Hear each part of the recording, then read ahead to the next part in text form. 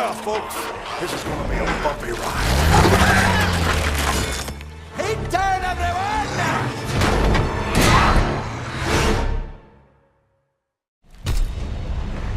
So I'm sure you guys have already seen the ending cutscene to the Shadow Throne, and it is an interesting one. It is short, but I don't really complain about it too much of it being short and not really having anything of substance like a lot of people will say, because I like to include Straub's death also included with the ending, so that's why I'm not really bothered with this ending. I think it's a better one, probably the best one we've had so far for Call of Duty World War II Zombies.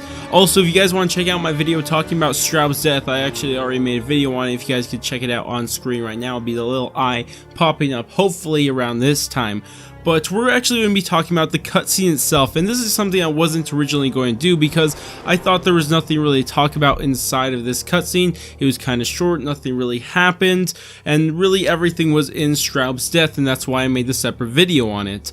But then I saw something towards the end of this cutscene that really caught my eye, and I just really want to talk about it because it is interesting, but there's also a couple other things I kind of want to touch on. And one of those things is that you actually see Drosten is the one holding the Barbarossa's blade. He's the one who has it. I don't know if that's going to be important or anything, but that is something that is true, at least that's happening in the cutscene. But another thing to take note of is this is kind of has nothing to do with the story, but it's just beautiful. Beautiful, it's hilarious. But when you see Drosten using the blade in the cutscene, he gets a zombie head stuck on it. He's there for half of the cutscene trying to take it off. It's absolutely brilliant. I love that they added it in. It just brings a smile to my face.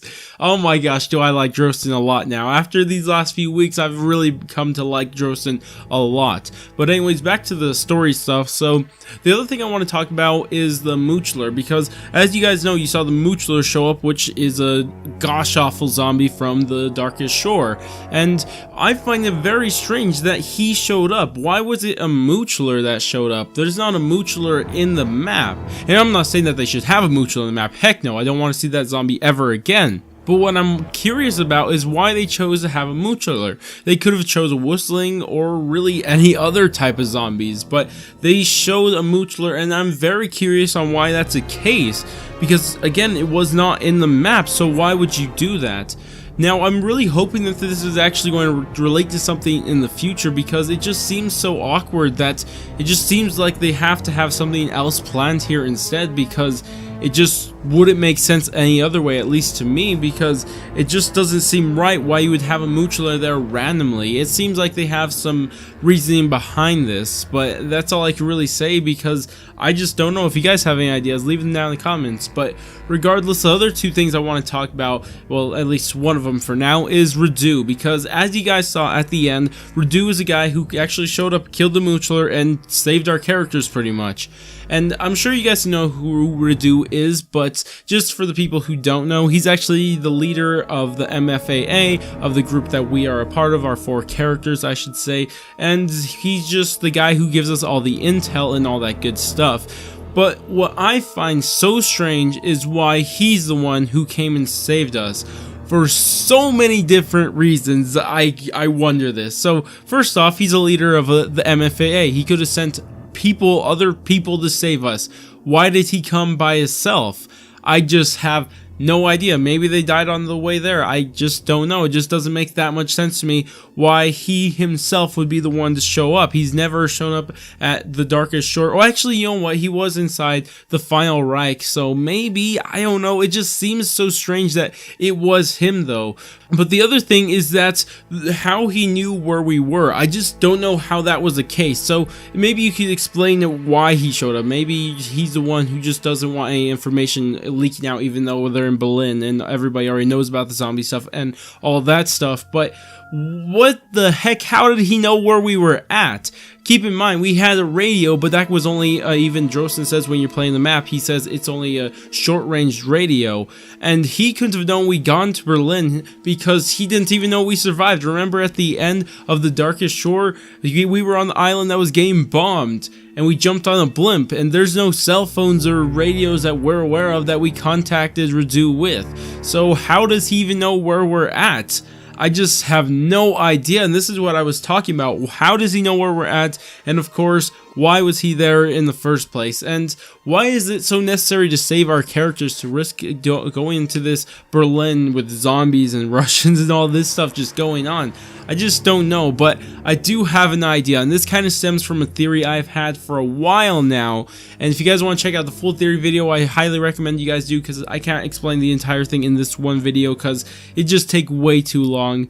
But pretty much the idea, if you guys have watched it, and or if you're coming back from watching it, the idea, just to do a quick explanation, is that Radoo is a part of a Raven cabal who is trying to keep all of the stuff about Barbarossa and just his sword, blade, or I guess the blade, and the sword, pretty much the sword as a whole that makes up the pommel, hilt, and blade. So that's what he's trying to keep hidden from all of history, because the cabal that he's a part of thinks it's too powerful to let anybody else know of and just have control of. And so what he's planning to do here, he wants to get the blades from our characters, because he can't leave it with our characters, because even if they die, someone else is going to find the blade and then just do whatever they want with it. And he knew that couldn't be the case, so he had to get the blade out of there.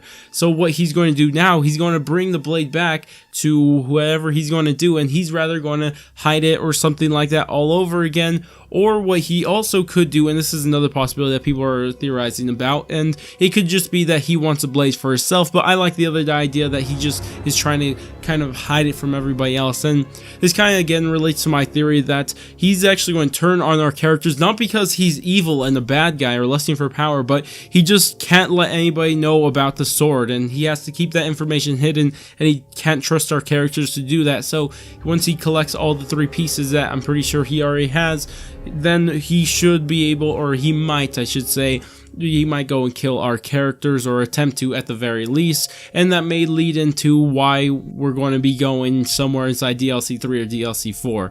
And this actually leads me into the last thing I want to talk about, and of course that's where we're going next. And this is something I just can't answer at all, because we so far have 0 hints for where we could be going, because we've already collected all 3 parts of the sword, so we're not going to be collecting another part.